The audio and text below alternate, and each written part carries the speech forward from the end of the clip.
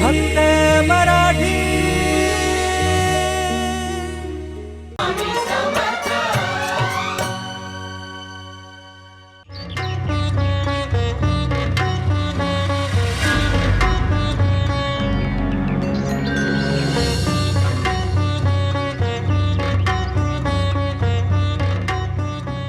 हे स्वामी समर्थ, पण हे तर एका वृक्षाखाली उघडे वागडे बसलेले दिसतात आणि त्यांच्याजवळ एक अत्यंत दरिद्री माणूस उभा दिसतोय. त्याची जात पात तरी तपासून पाहिली आहे का त्याने?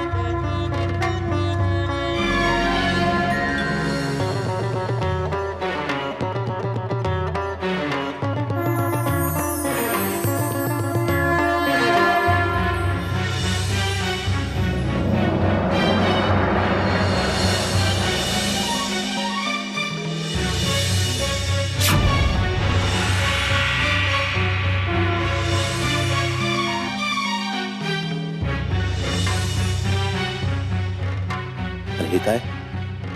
त्याची जखम तर बघता बघता साप बरी झाली की.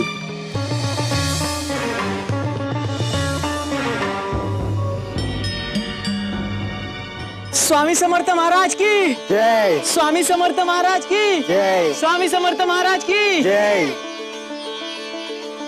स्वामी स्वामी तर खरोखरच फार मोठे अवतारी पुरुष दिसतात.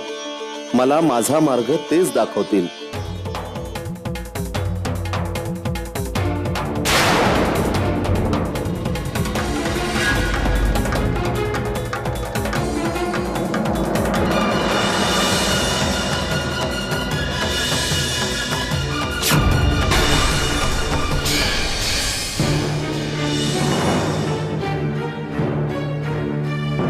काय रे, पाय थबकले तुझे? हं? आमच्याकडे तुला चालत येता येत नाही? अरे तू तुझा मोठेपणा मठात ठेवून यायला हवायस. तुझी महंतीची मिजाज इथे नाही चालायची बाबा. काय स्वामी स्वामी आपण अंतर्यामी आहात. मी माझ्या महंतीची झूल उतरवतो. मी आता केवळ आपला दासच आहे.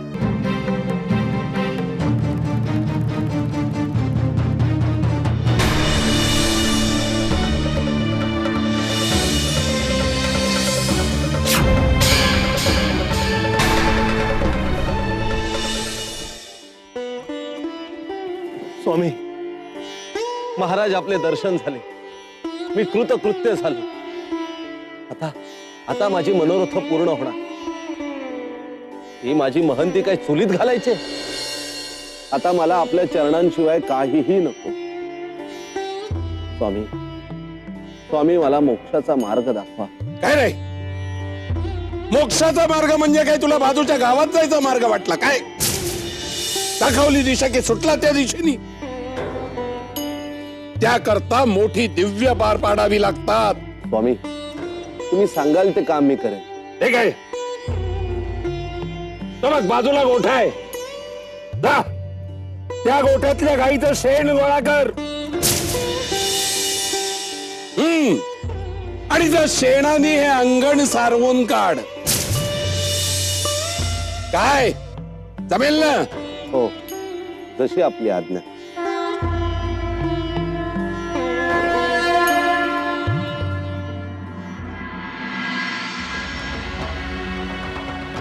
गुरुवर्य, महाराज महाराज अहो थांबा. काय करता आहात हे? मी स्वामींचं आज्ञापालन करतो. महाराज तुम्ही आमचे गुरु. अहो तुम्ही जी शिकवण दिली आहे त्यात हे असलं भ्रष्ट वागणं शोभत नाही. अहो कर्मकांडाचे कट्टर समर्थक आपण, आणि इतका बदल झालाय आपल्या विचारात. बदल असेल तर तो बदल खूप चांगलाच आहे. अहो खंत वाटते महाराज, तुम्ही जी शिकवण दिलीत ती शिकवण आज आम्हाला तुम्हाला द्यावी लागते. तसं असेल तर मी असं म्हणेन की आजपर्यंत तुम्हाला मी जी शिकवण दिली ती तुम्ही विसरून जा बरं. गुरुवर्य अहो काय बोलता आहात का आपण? नाही, मी तुमचा गुरु नाही. स्वामी आपले गुरु. अरे वेड्यानो, हा उन्नतीचा मार्ग आहे आणि मला माझ्या मार्गाने जाऊ दे.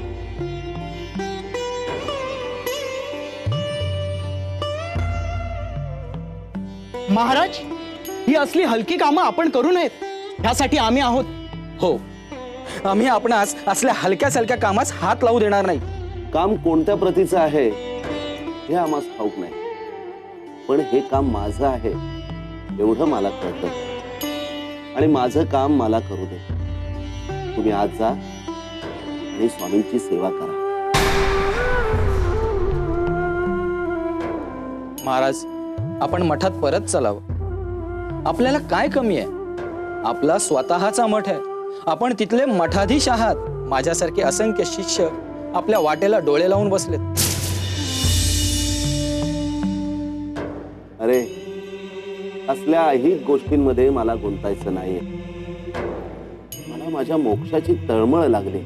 पण महाराज, आपण थोर आहात, सामर्थ्यवान आहात. मग या स्वामी बिमीनी मोक्षाचा मार्ग दाखवण्याची काय गरज आहे? नाही, मला माझ्या मर्यादाचं भान आहे आणि तुम्ही जर मला खरोखर आपले गुरु मानत असाल तर स्वामींविषयी असे उद्गार काढू नका. मला स्वामींनी दाखवलेल्या मार्गावर चालू दे. तुम्हीही माझ्या पावलावर पाऊल ठेवून तसंच करा. त्यात तुमचं सर्वांचंच हित आहे. अरे, स्वामी चरणी आपला सर्वांचाच उद्धार आहे.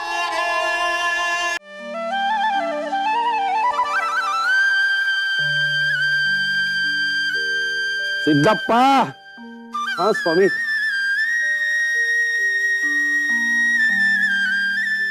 तुझ्या हातांना फुलांच्या सुगंधाची सवय असेल नाही रे? आता तुझे हात शेणाने माखलेले आहेत. शेणाचा वास येतोय त्याला. स्वामी, तुम्ही मला ज्या स्थितीत ठेवाल ती स्थिती माझ्यासाठी उत्तमच असणार याची खात्री आहे मला. अजून काही सेवा असेल तर आज्ञा करावी. चांगलंय सिद्धप्पा. ही जमीन या शेणामुळे जशी शुचिरभूत होते ना, तसंच तुझं मनही शुद्ध झालेलं आहे. त्याची मलिनता नष्ट होते. याचा अर्थ नाही कळला मला. अरे, याचा अर्थ सोपा आहे. तुझ्या मनातली अहंता, तुझा अहंभाव तो आता हळूहळू गळून पडतोय. आम्हाला याचा आनंद होतोय. अरे, पण तू अजून काहीही शारीरिक कष्टाची कामं केलेली नाहीयेस. तेव्हा वेळ गमावता उपयोगी नाही. तुला शारीरिक कष्ट करणे गरजेचं आहे. असं कर, ते शेत आहे ना समोर, त्या शेतात जाऊन धान्य कापून ये. जमेल ना? जशी आज्ञा. गुरुवर्य, तुम्ही शेतात काम करणार?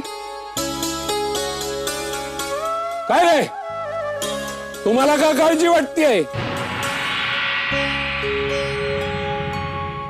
क्या सिद्धप्पा, ये जमेगा ना? तसं नाही, म्हणजे मला नक्कीच जमेल. अहो, तुमची आज्ञा शिरसावंद आहे माझ्यासाठी. ठीक आहे, जा मग. तूही जा रे त्याच्यासोबत.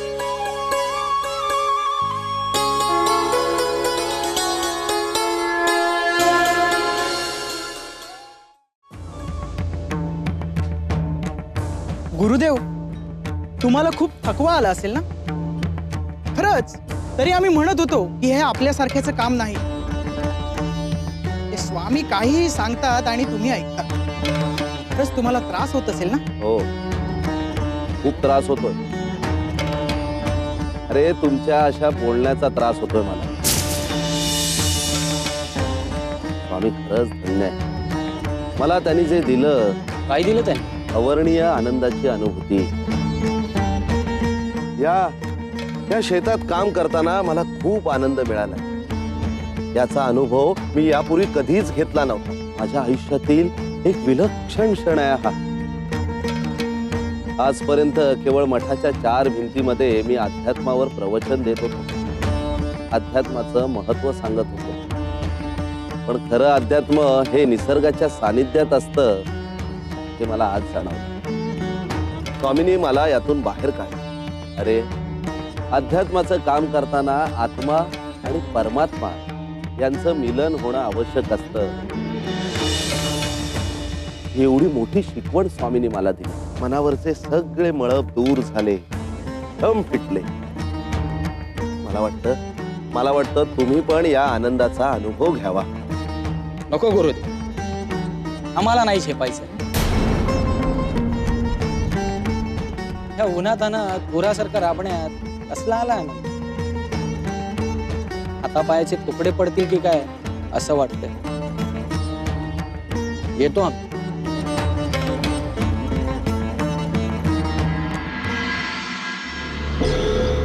आपल्या महाराजांना काय झालंय काय सुचतच नाही. अरे त्यांना स्वामीशिवाय दुसरं काही दिसतच नाही.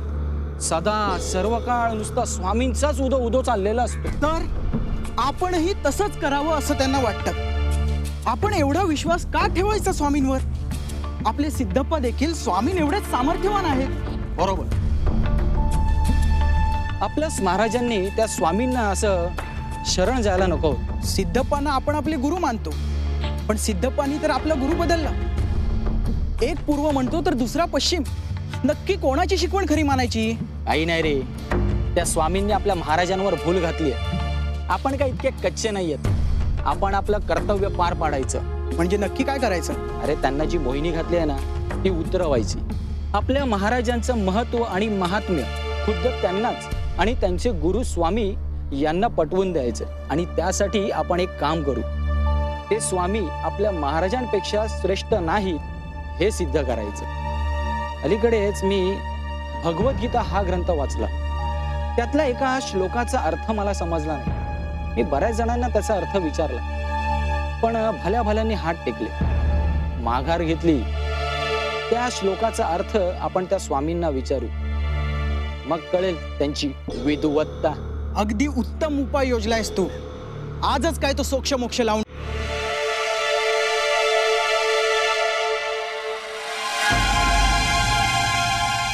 इंद्रियाणि पराण्याहुरिंद्रियोऽभ्या परं मनः मनसस्तु परा बुद्ध्यो बुद्धे परतस्तु सा.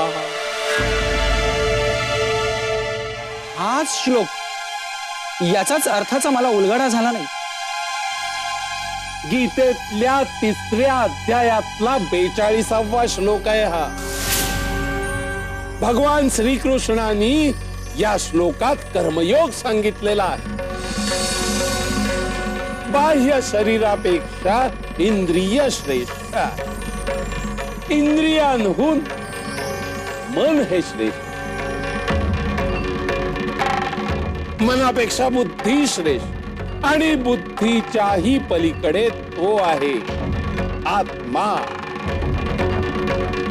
बुद्धीपेक्षाही आत्मा श्रेष्ठ आहे असा या श्लोकाचा अर्थ आहे.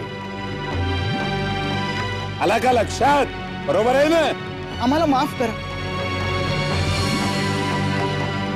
आम्ही तुमच्या सामर्थ्याला आव्हान करायला निघालो होतो. तुमच्यातलं अचाट सामर्थ्य बघून आमचे डोळे उघडले आहेत स्वामी. सिद्धप्पा महाराज सांगत होते तेच योग्य होतं. तुम्हीच आमचे गुरु आहात स्वामी, तुम्हीच आमचे गुरु आहात. आलास?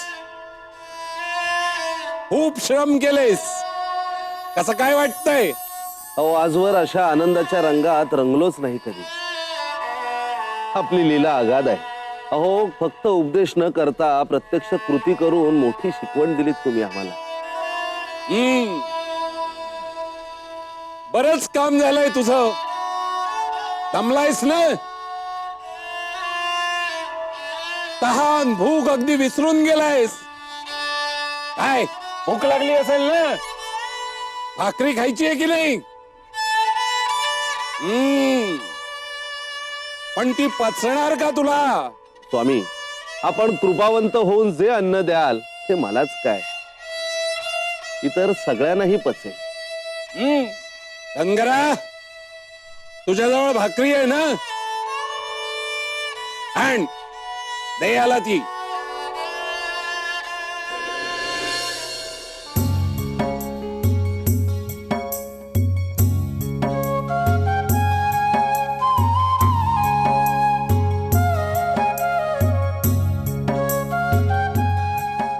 मठ महंतीचा ताठा गेला, देह अहंता गलित झाली, ब्रह्मस्वरूपी एकत्र वृत्ती झाली. सिद्धप्पा, अरे तुला एवढे कष्ट करण्यामागचं प्रयोजन कळलं? आम्ही तुला या सगळ्या कृती करायला लावल्या, याचा मागचं कारण लक्षात आलं का तुझ्या? अरे तू एवढा विद्वान, एवढा साधक, पण तुझ्या अध्यात्माला अहंकाराचा तडा गेला होता. अरे भगवंतानी तुला दृष्टांत दिला, तडा गेलेला आरसा सांधून आण. अरे महालासारख्या मठात राहून अध्यात्म शिकवता येत नाही. खरं अध्यात्म शिकायचं असेल तर या तळागाळातल्या लोकांमध्ये शिरून मिसळून ते जाणावं लागतं. असं अध्यात्म जाणून ते इतरांना शिकवायचं. आणखी एक, माणूस हा सगळा सारखाच असतो. अरे भगवंतानी माणसाला घडवलं, ते सगळ्यांना सारखं घडवलं, हो ना रे? सर्व माणसांचं रक्त एकाच रंगाचं असतं ना. सगळ्यांना डोळे असतात, सगळ्यांना कान, नाक, तोंड, हात, पाय, सगळे अवयव सारखे असतात.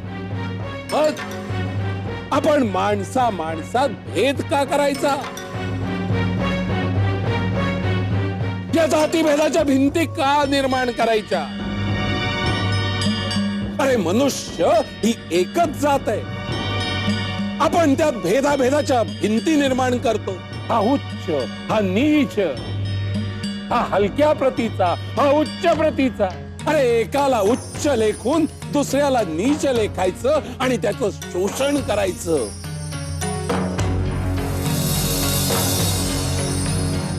योग्य नव्हे. मोक्ष मिळवायचा म्हणजे काय? भगवंताशी एक रूप होणं. अरे भगवंताकडे जायचा मार्ग फक्त कर्मकांडातून नसतो रे. आपण दुसऱ्याला असं नीच लेखून त्याचं शोषण करून भगवंताला दुखवत असतो.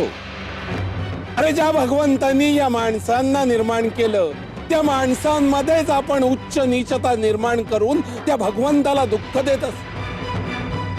अशाने कसा मिळेल आपल्याला मोक्ष? मिळेल? विचार कर याचा. स्वामी, तुम्ही माझ्या मनावरचा अंधकार दूर केला आणि प्रकाशाचा मार्ग दाखवला. अजून काही सेवा असेल तर आज्ञा करावी. आता आपल्या संस्थानी जाऊन अभिन्नत्व आणि ब्रह्मस्थिती भोगावी. आपण निर्लोभी राहून आपल्या सुंदर मधुर भाषणांनी लोकांना लोभ द्यावा, मार्गदर्शन करावे. जशी आज्ञा. येऊ नकोस